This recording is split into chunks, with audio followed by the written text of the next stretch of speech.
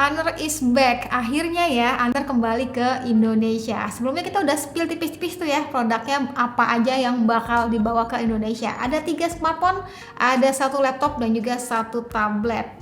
Apalagi ya, kita tungguin aja. Nah, video kali ini kita tuh bakal coba bahas lebih mendalam lagi. Jadi yuk langsung ditonton videonya sampai akhir. Yang pertama kita bakal ngobrolin Honor X9C. Jadi smartphone itu tuh bilangnya cukup ramai ya di sosial media, karena emang pendekatannya tuh kayak lebih ke daya tahan smartphone-nya. Teman-teman pasti udah nonton lah ya berbagai tes durability-nya. Ini ya, karena melainkan Honor X9C ini tuh memiliki 3 proteksi yang buatnya tuh punya durability baik buat di kelasnya. Salut banget gue. Nah, tentu penasaran dong kira-kira gimana buat aspek lainnya nih Kak. Secara desain gue suka banget tampilannya, cantik, beauty, seksi gitu ya. Terasanya tuh enak aja di genggaman karena punya body 3D curve dan layarnya juga curve nih ya. Layar ini seluas 6,78 inch dengan panel OLED dan kecerahannya tuh maksimal hingga 4000 nits gitu dengan refresh rate 120 Hz. Aktivitas di layarnya ini rasanya nyaman ya, nonton pun seru karena ya udah dikasih dual stereo speaker juga nih ya. Dan selain itu volume suara juga bisa di-adjust up to 300% gitu. Kalau teman-teman bagian layar ini juga sempat kita tes untuk memalu ya, dan aman aja ini karena layar Honor X9 ini punya lapisan nano crystal glass dengan sertifikasi SGS 5 star. Jadinya lebih tenang lah ya, semisal dalam penggunaan hariannya tuh kayak smartphone-nya nggak sengaja terjatuh ataupun dilempar sama bocil, itu lebih tenang. Yang juga menarik di body secantik dan seslim ini, baterainya tuh gede loh ya, 6600 mAh. Ini mah jaminan bisa online seharian. Selain itu untuk pengecasannya juga udah fast charging 66 watt yang udah include dalam box pembelian. Jadi nggak perlu jajan lagi. Kalau untuk bagian speknya saat ini tuh menggunakan magicOS 8.0 dan infonya dalam waktu dekat bakal dapat update ke magicOS 9.0. Bagian RAM-nya sendiri tuh 12 GB dengan ROM-nya 256 GB. Sedangkan untuk dapur pacunya menggunakan Snapdragon 6 Gen 1 nih. Dalam penggunaan hariannya terbilangnya nyaman, tinggal penyesuaian UI-nya aja, dan ini terasanya juga sat-sat banget sih, smooth terbilangnya ya. Nah, menariknya smartphone ini juga ke bagian AI. Salah satunya ada Magic Portal, ada juga AI Eraser. Ini kayak kepake banget sih buat hapus objek yang nggak penting setelah berfoto. Caranya ya simple banget, tinggal edit, tap bagian mana yang pengen dihapus, dan tara, langsung hilang. Ada juga AI Erase, ada juga Magic Capsule, dan AI Privacy. Terus untuk bagian kameranya gimana nih Kak? Jadi menariknya udah juga dilengkapi dengan OIS yang buat videonya bakal lebih stabil. Dan ini dia untuk beberapa sampel fotonya.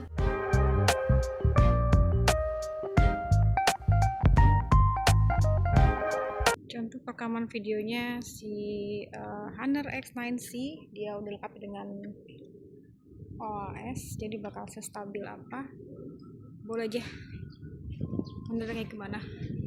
Selanjutnya ada juga nih smartphone lipatnya, Honor Magic V3. Jujur ya, ini salah satu smartphone lipat mewah banget sih ya. Dimana bagian bodinya ini dilapisi dengan leather gitu, secara looks tuh kayak lebih premium ya. Dan penariknya bodinya termasuk yang tipis loh, 9,2 mm aja. Dan kalau dalam keadaan terlipat itu sekitar 4,3 mm aja. Ya dengan begitu dengan genggaman rasanya ya tentu nyaman ya. Bobotnya juga termasuk yang enteng untuk ukuran smartphone foldable yang pernah gue cobain.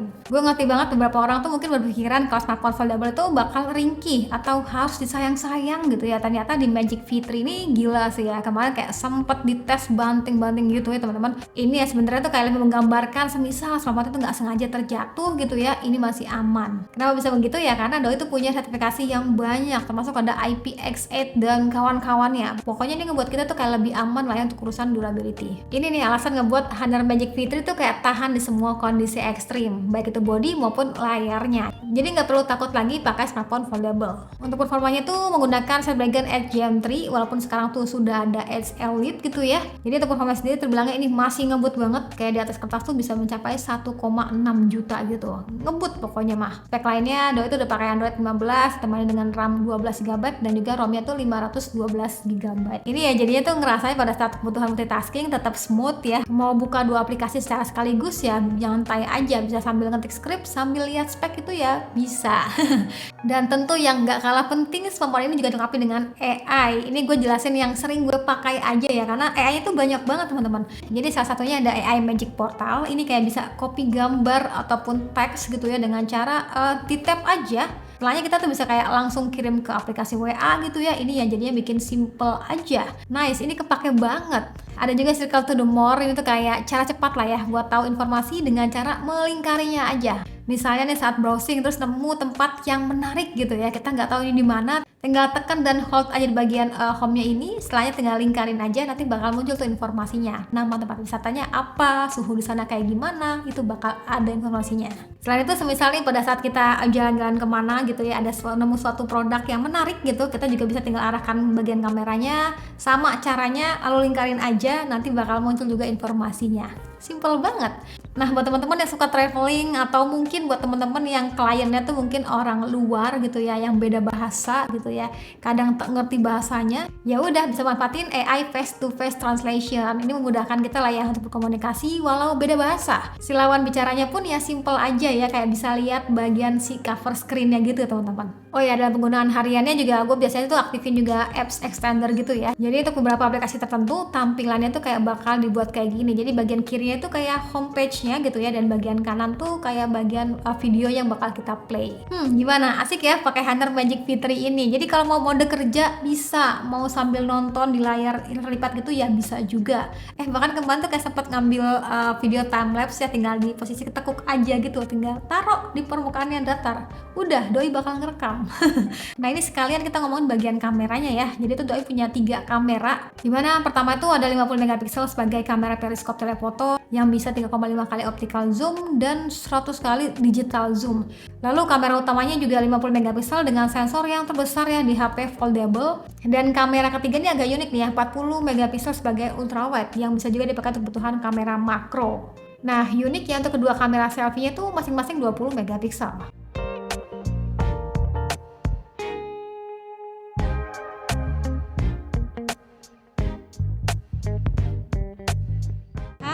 Kalau ini contoh perekaman kamera depannya Honor Magic V3. Sambil jalan kebutuhan vlogging, berpindah-pindah tempat dari yang mulai cerah sampai yang agak redup terkena pohon. Kurang lebih bakal kayak gini untuk rekaman videonya. Lensa ultrawide bakal kayak gini, pindah ke 1 kali. Ultrawide lagi, oke. Tapi bakal kayak gini. Gimana menurutnya? Oke, selanjutnya ada Honor 200 Pro. Ini smartphone yang elegan ya teman-teman. Di sana kayak suka gue. Smartphone elegan itu dengan layar 6,78 inch ya teman-teman. Rasanya tuh kayak manis banget ini asli. Layarnya nyaman di mata, udah bersertifikat to friendly juga dan anti flicker nih. Ini tuh jadi salah satu smartphone Honor yang lebih ke arah kameranya gitu ya. Jadi terutama untuk bagian kemampuan kamera portraitnya. Dimana untuk mode kamera sendiri terbilangnya ini beragam banget teman-teman, termasuk ada multi video juga untuk merekam kamera depan dan kamera belakang secara sekaligus tuh bisa. Dan ini pada saat kita pindah-pindah ke menunya itu kayak ada rasa getaran-getaran gitu loh di tiap geseran daripada si modenya. Nah, ini nih yang menarik, ada Hardcore Studio, dimana tuh salah satu studio foto yang terkenal di Paris gitu ya. Jadi berasanya tuh pada saat berfoto ada sentuhan yang gimana gitu ya, teman-teman bisa lihat aja beberapa sampel fotonya. Dan selanjutnya ini gue tampilin juga untuk beberapa sampel lainnya, teman-teman boleh aja tulis aja di kolom komentar menurutnya kayak gimana.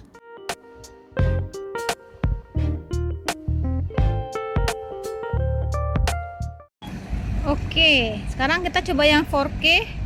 Rekaman kamera belakangnya ada opsi 3 kali digital zoom, 1 kali 0,7 ultrawide nih ya.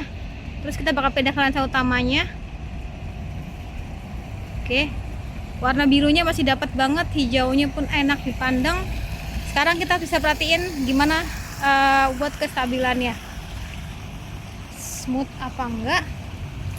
Boleh aja tulis di kolom komentar. Coba kita zoom 3 kali. Masih terlihat jelas? Oke, aman.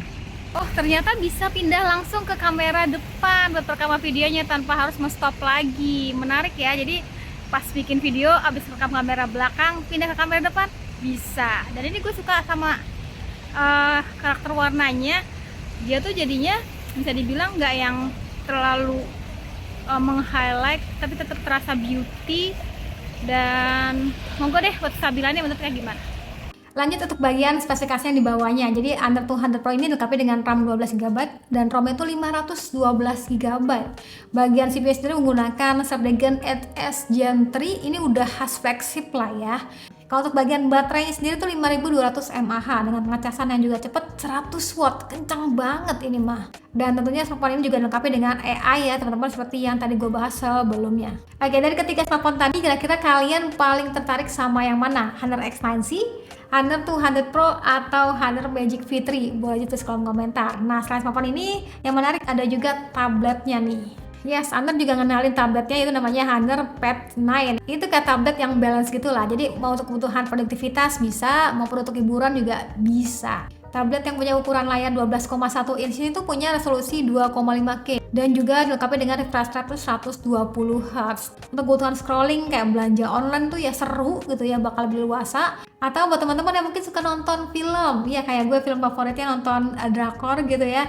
Dan ini nonton di layar Honor Pad 9 ini terasanya kayak lebih jernih gitu loh. Selain itu untuk bagian layarnya ini juga bersertifikat to friendly low blue light ya. Jadi tentunya bakal ngelindungin mata kita nih. Selain untuk nonton, biasanya gue pakai tablet ini sebagai kayak untuk ketik skrip gitu ya, sambil dengerin musik, itu nyaman ya teman-teman. Hasil koran suaranya terbilangnya cakep asli, terutama di bagian surround speakernya ya.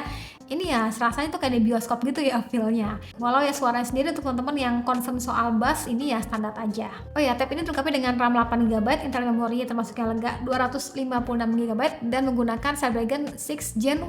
Kalau untuk bagian baterai sendiri termasuk yang gede nih ya, 8300 mAh. Jadi sesama produk Honor tuh bisa saling terhubung gitu selagi menggunakan Honor ID yang sama. Nah, kalau udah connect kita tuh bisa akses yang di HP lewat si tablet juga ataupun laptop gitu. Jadi kayak lebih simple, pindahin data juga tinggal drag and drop aja. Oke, segitu aja untuk video kali ini. Terasanya panjang juga ya durasinya.